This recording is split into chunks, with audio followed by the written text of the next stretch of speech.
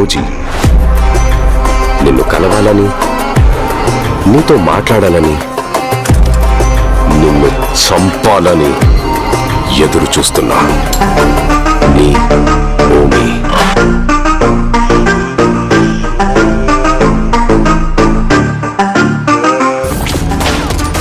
అది మట్టి చెట్లతో పాటు సగం ఊరిని ఉంచేసింది. కానీ నరికిన మనుషుల రక్తాన్ని మాత్రం ఇప్పటికీ ఏ తుఫాను కడగలేకపోయింది. It was a freaking blood bath. అలాంటోడు మళ్ళీ తిరిగి వస్తున్నాడు అంటే హ్యాపీ బర్త్డే ఓజీ. నువ్వు నన్ను తాకావా, నీకు చేరింది మరణం.